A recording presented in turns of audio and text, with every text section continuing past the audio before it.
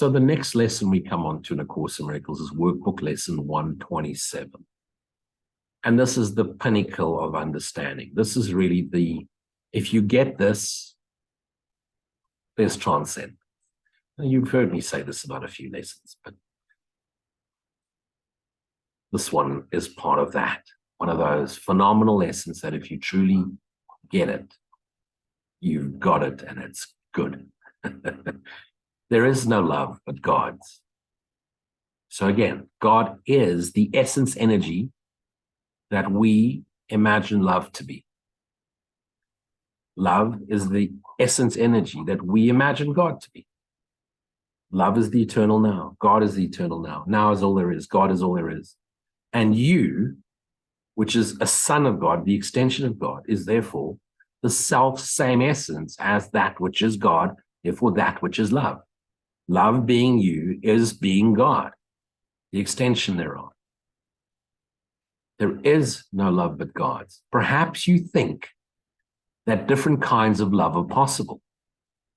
Well, the Italians, the Spanish made up thousands of words for love. Agape, unconditional love. Eros, friendship, and so forth and so forth. But they are concessions for what love really is. Love is itself love. Love is the self. Love is God. Perhaps you think there is a kind of love for this, a kind of love for that, a way of loving one, a way of loving still another. Love is one. It is no separate parts, no degrees, no kinds, no levels, no divergencies, and no distinctions. It is one. It is like itself, unchanged throughout. It never alters with a person or a circumstance. Take this in. It is the heart of God and also of you, his son, the true you. Love's meaning is obscure to anyone who thinks that love can change us, to anyone that thinks their body mind is real, that the world is real, there's a God outside you. He does not see that changing love must be impossible. And thus he thinks that he can love at times and hate at other times. He also thinks, and there's the problem, okay, the thinking, that love can be bestowed upon one and yet remain itself, although it is withheld from others. If love is just the eternal extension of energy, light, how can all of it not be love? If the universe was God's energy, God's dream, then the universe is all love. It's not, thank goodness. The universe is the contents of the dreaming extension of God, the dreaming sun, extension sun. And yet the true energy that sustains the universe is love. For the mind of the dreaming sun is love. The sun itself is love. God is love. And so that's why everything in the dream, although we're not aware of it while we dream, everything contains love. Love is life energy itself. The little spark, it gives you breath and life and makes the baby, the mitochondria that turns into a baby, and the little DNAs and the cells, that thing, it sparks the cells into appearance of life. That is love. And thus he thinks he can love at times and hate it. He also thinks that love can be bestowed upon one. It's all one. To believe these things of love is not to understand it. And that's why I say you can't say, I love you. Not possible. It's not an action. It's not an activity. The love I am is the love with which I love you, you and God. God, you are the love with which I love thee. And so if I am affectionate to you and I'm in a relationship to you and I want to reassure you of my commitment to you who embodies God to me. What I say is the love I am recognizes the love you are. To say I love you is not to understand what love is. If it could make such distinctions, it would have to judge between the righteous and the sinner, the worthy and the unworthy, and perceive the Son of God in 8 billion fractured separate parts. Love cannot judge because God cannot judge, and God is love. Love is God. And as it is one itself, it looks on all as one. Miracle-mindedness. That's the true miracle. That's the true transcendence. You spoke earlier on of prayer. Someone asked you to pray for them. It's all you. Look upon your friends as yourself, as your one shared essence of God, and offer it that limitless, defenseless, innocent, loving, unconditional self in its knowing. And so as one, love looks on all as one. Its meaning lies in oneness. It must elude the mind, completely eludes the mind, that thinks, first of all, that thinks of it as partial or in part.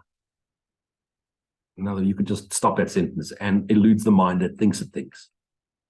There is no love but God's, and all of love is his. There is no other principle, vital yet, that rules where love is not. Love is a law without an opposite. If there's opposites, they're illusionary laws, they're constructs of the dreaming mind. Its wholeness is the power holding everything as one indivisible whole. The link between the Father and the Son, because the Son's an extension of the Father, which holds them both in capitals, forever as the same. Its wholeness is the power holding everything as one indivisible whole. The link between the Father and the Son, which holds them both forever as the same. Listen to that line 100 times.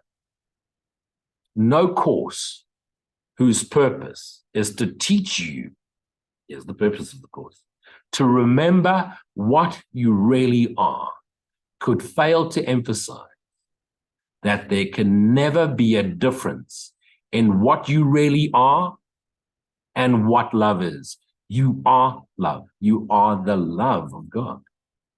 Love's meaning is your own and shared by God himself, and not your human body mind's meaning. The true meaning of what you are. For what you are is what God is what he is. There is no love but God's. And what he is everything there is all there is. There is no limit placed upon himself. And so you are unlimited as well. One indivisible whole. Where does God start and yous begin? There isn't. It's the extension of that. You are the extension of oneness. No law in the world obeys, no law the world obeys can help you grasp love's meaning. What the world believes was made to hide love's meaning and to keep it dark and secret. That's what you dreamt up.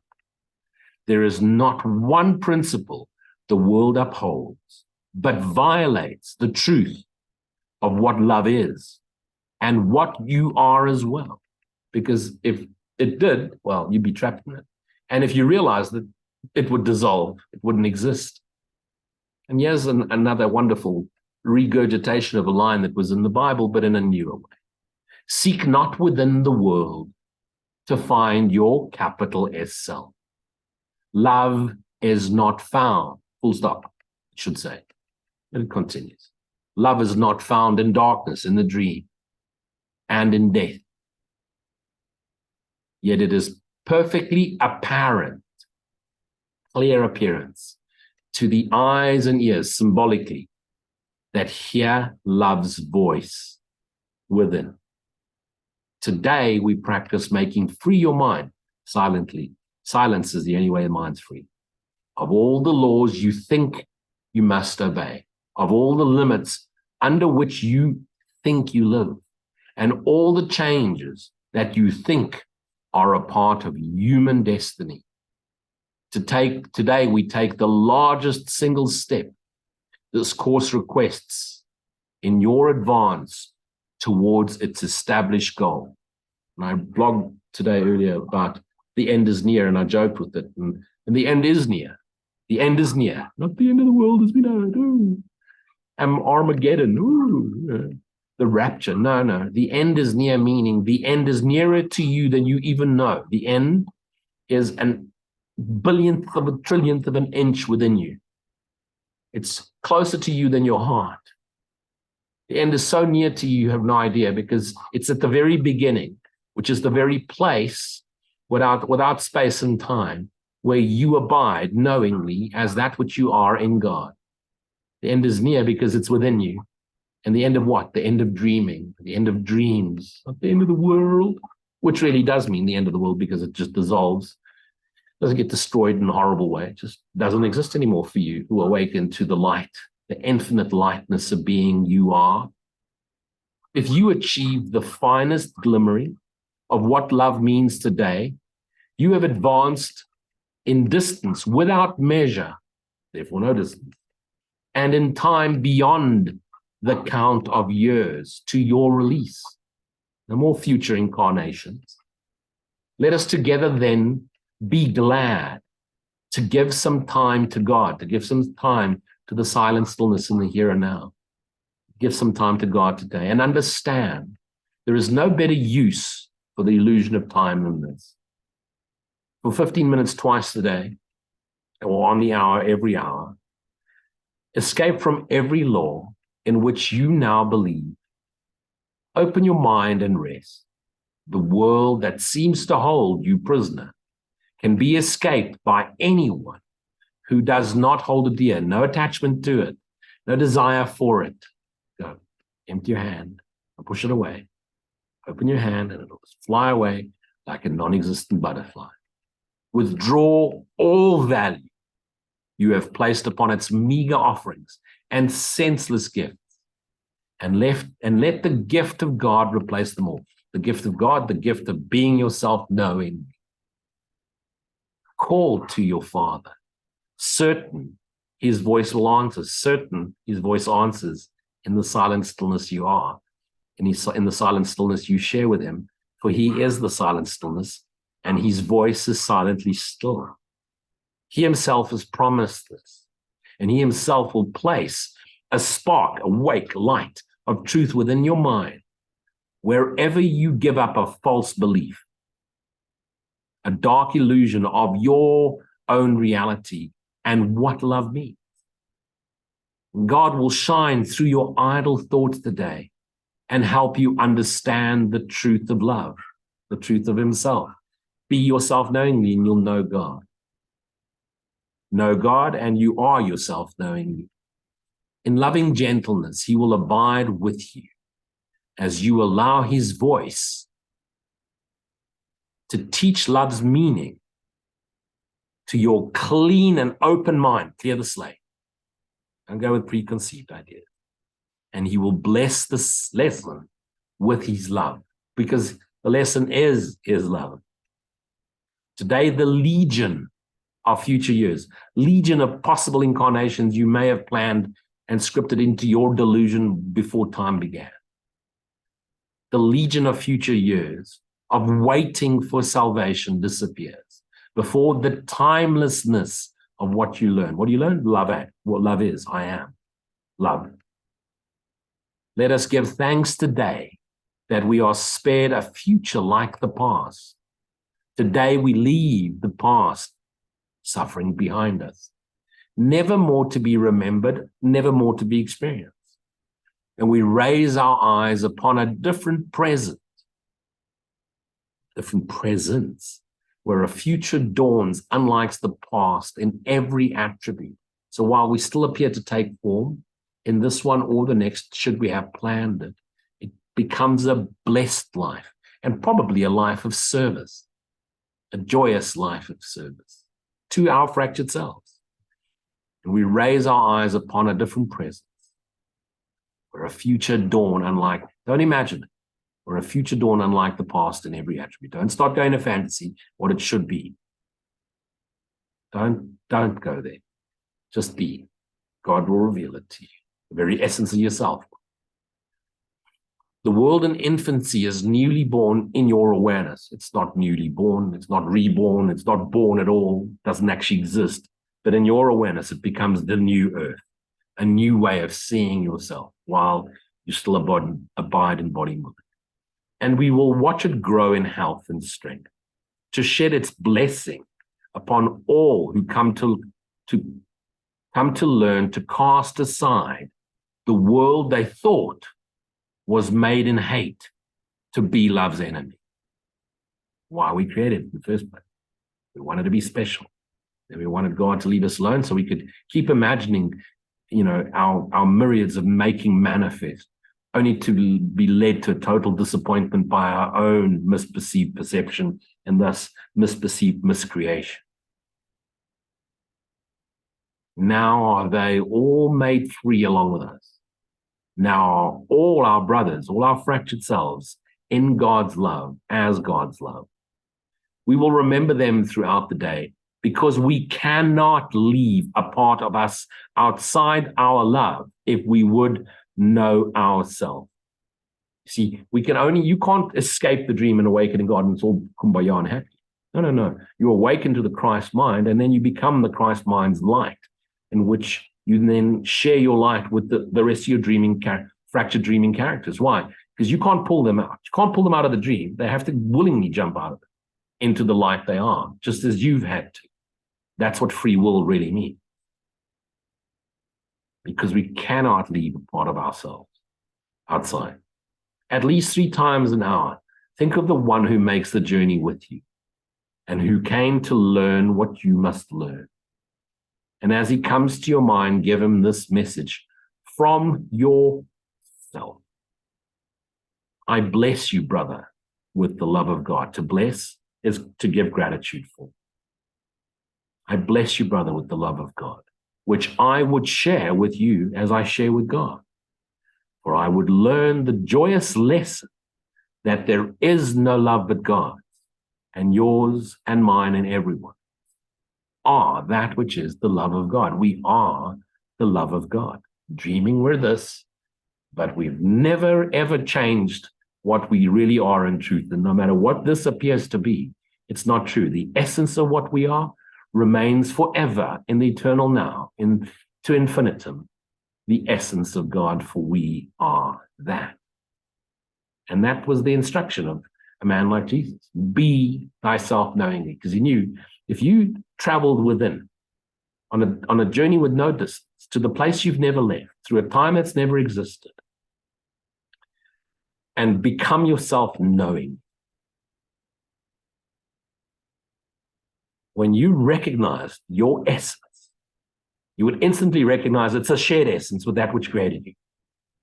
In actual fact, you're the extension of that essence. You are one with that essence. And that essence is what we call God. And that essence is in your true self, your soul. And therefore, a shared soul with God, shared being with God. There's only one God. That is love. That is peace. That is joy. And you are that. You're the extension of it, being yourself knowing. What a joyous celebration. What else is there to know? What else could you possibly want to know? It's all you, and you're awakening to that which you are. Be blessed. Be blessed forever. You are blessed. You are the Holy Son of God himself, awakening to yourself, knowingly. Thank you for joining me.